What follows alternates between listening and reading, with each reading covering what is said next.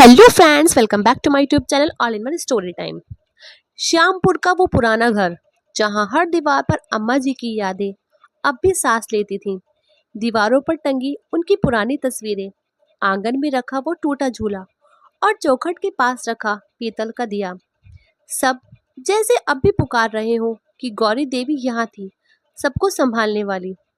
अम्मा जी के गुजर जाने को 1.5 साल हो चुका था, लेकिन उनके बिना घर अब भी अधूरा सा लगता था। ऐसे में एक हफ्ता पहले बड़ी बहन सुषमा दीदी अचानक मायके आई थी। सच कहूं तो अचानक नहीं, दरअसल इस बार मधु ने ही जिद की थी। उस रात मैंने देखा था, मधु छत पर खड़ी होकर फोन पर बात कर रही थी। उसकी आवाज में गुस्सा भी था और प्यार भी। दीदी, आप हर बार बहाना बना देती हैं। कभी कहती हैं बच्चों का स्कूल है, कभी कहती हैं घर का काम है। पर दीदी, अब तो अम्मा भी नहीं रही, आप आओगी भी नहीं क्या अपने घर?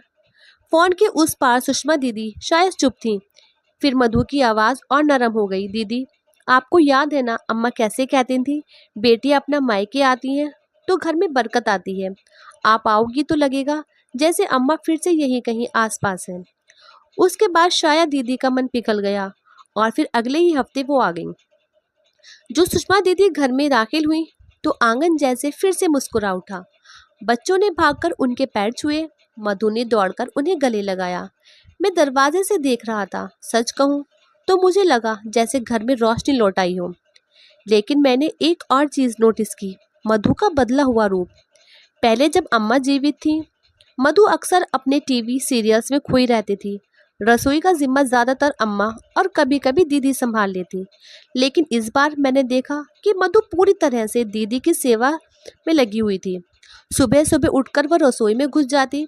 दीदी के लिए चाय नाश्ता, उनके पसंद की सब्जी, हर चीज पर उसका ध्यान रहता। मैं चुपचाप ये सब देखता और सोचता, ये वही मधु है जिसने अम्मा के सामने अक्सर छोटी छोटी बातों पर मुंह बना लिया था। एक दिन दोपहर को मैं अखबार पढ़ रहा था, तभी मधु धीमे से पास आई और बोली, सुनिए जी, जरा बाजार से मैदा, मोटा बेसन और शक्कर ले आइए। मैंने अखबार से नजर उठाई, अरे ये सब तो पिछले हफ्ते ही लाया था राशन में, खत्म भी हो गया। वो हल्की सी मुस्कुराई और बोली, खत्म नहीं हुआ, पर दीदी को उनकी पसंद की मठरी बनाकर खिलानी है और जीजा जी के लिए लड्डू भी बनाने हैं, इसलिए चाहिए।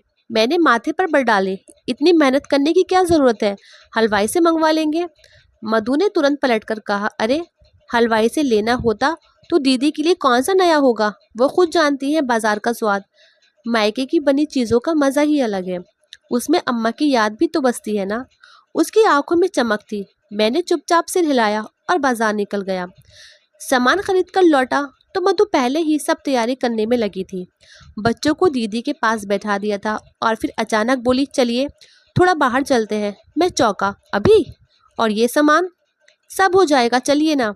उसने लगभग जबरदस्ती मुझे गाड़ी में बिठा लिया। गाड़ी बाजार की ओर मुड़ी। मैंने सोचा वो शायद घर के सामान के लिए जा रही है, लेकिन अचानक वो साड़ी की दुकान में घुस गई। कुछ देर बाद हाथ में बैग झुलाते हुए बाहर आई। चेहरा खुशी से दमक रहा था। मैंने हैरानी से पूछा, ये भला कौन सा टाइम है साड़ी खरीदने का? वो खिलखिलाई और बोली, अपने लिए नहीं, दीदी के लिए ली है। देखिए धानी रंग है, दीदी को बहुत पसंद है ये रंग। मैंने झट से बैग पर नजर डाली और दाम देखे तो माथे पर पसीना आ गया। इतनी महंगी, थोड़ा सस्ता देख लेती, मैंने चिल्लाकर कहा।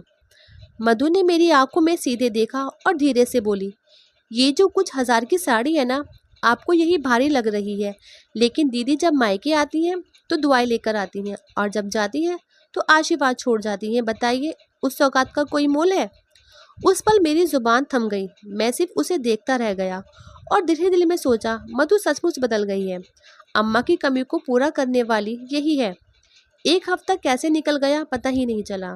जिस घर में महीनों से अजीब सी खामोशी थी, वहां अब हर वक्त रौनक थी। सुबह से ही सुषमा दीदी बच्चों को कहानियां सुनाती, कभी मधु के साथ रसोई में बैठ जाती तो कभी आंगन में बैठकर पुराने किस्से छेड़ देती। लेकिन उस शाम माहौल कुछ और था। चुपचाप सन्नाटा पसरा था। पता था कि आज रात की गाड़ी से दीदी वापस चली जाएंगी। मधु बार बार घड़ी देखती, फिर आंगन में आकर बैठ जाती। उसकी आंखों में कहीं ना कहीं अजीब सा खालीपन झलक रहा था। बच्चे दीदी के इर्द गिर्द मंडरा रहे थे। बुआ जी, आप हमें फिर से वही कहानी सुनाइए ना, जिसमें राजकुमार जंगल में रास्ता भूल जाता है। दीदी हंस पड़ी। अरे वो तो तुम लोगों को याद भी हो गई होगी अब तक। नहीं बुआ जी, आपकी आवाज़ में मज़ा आता है। सुषमा दीदी ने दोनों को पास खींच लिया और उनके माथे चूमते हुए बोली, तुम्हारी ये छोटी छोटी बाहें जब गले लगती हैं ना, तो लगता है जैसे सच में अम्मा यहीं पास बैठी हैं। मधु चुपचाप दरवाजे के पास खड़ी ये सब देख रही थी। उसकी आंखें भर आईं। रात का खाना मधु ने बड़ी लगन से बनाया। रसोई से बार बार आवाज आती, अरविंद जी जरा प्लेट बढ़ाइए, मैं देख रहा था। उसने दीदी के लिए उनकी पसंद की सब चीजें बनाई थी, आलू का भरता, पूड़ी, मठरी और वो खास लड्डू जिनके लिए उसने सुबह सुबह बेसन भूनकर रखा था। जब दीदी ने पहला निवाला लिया तो उनकी आंखें चमक उठी। वाह मधु, ऐसा स्वाद, मुझे तो बिल्कुल अम्मा की रसोई याद आ गई। मधु के होठ हल्की मुस्कान में खिल उठे, लेकिन उसकी आंखों में नमी थी। खाना खत्म होने के बाद मधु अंदर गई और वो साड़ी का बैग लेकर आई जो उसने बाजार से खरीदी थी। दीदी ये आपके लिए है। उसने संकोच से बैग उनके हाथ में रख दिया। दीदी चौंकी, अरे ये क्या जरूरत थी, मैं तो ऐसे ही बहुत कुछ लेकर आई हूँ। नहीं दीदी, मधु ने जिद की, ये तो बस एक छोटा सा तोहफा है। मायके से खाली हाथ कोई बहन वापस जाए ये मुझे अच्छा नहीं लगेगा।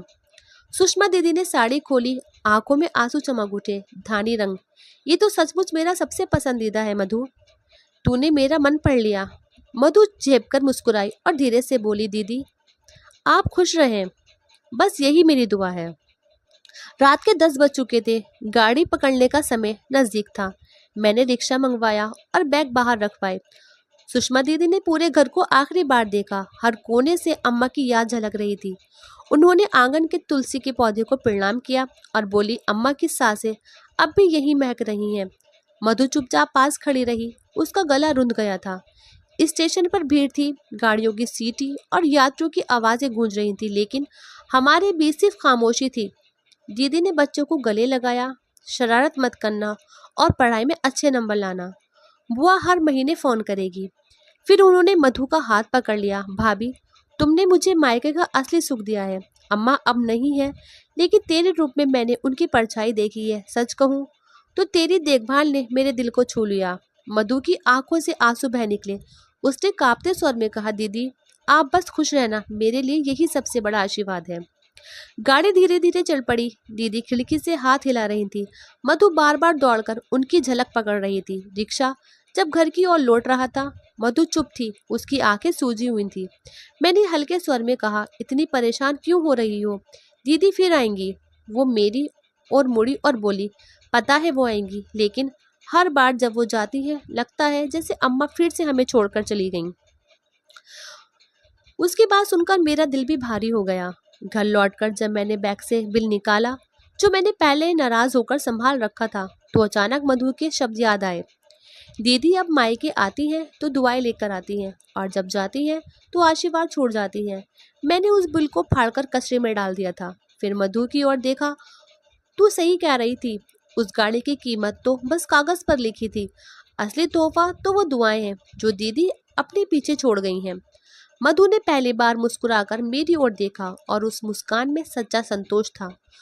तो दोस्तों, आपको ये कहानी कैसी लगी? अगर पसंद आई हो तो कमेंट बॉक्स में ज़रूर बताना, और अभी तक अगर आपने मेरे चैनल को सब्सक्राइब नहीं किया है तो कर लीजिए, और जो पास में बेल आइकन है उसको भी प्रेस कर ऑल पर सेलेक्ट कर दें, ताकि आपको मेरी आने वाली सभी वीडियो की नोटिफिकेशन सबसे पहले मिल सके। तो ऐसी अच्छी अच्छी कहानियाँ सुनने के लिए हमारे channel all in one story time को सब्सक्राइब करना ना भूलें, और एक लाइक, शेयर और एक प्यारे से कमेंट के साथ अपनी राय ज़रूर बताएं। और अगली कहानी किस टॉपिक पर सुनना चाहते हैं वो भी ज़रूर बताएं। तो मिलते हैं ऐसी ही एक और अच्छी कहानी के साथ। तो तब तक की tata bye bye and thanks for watching.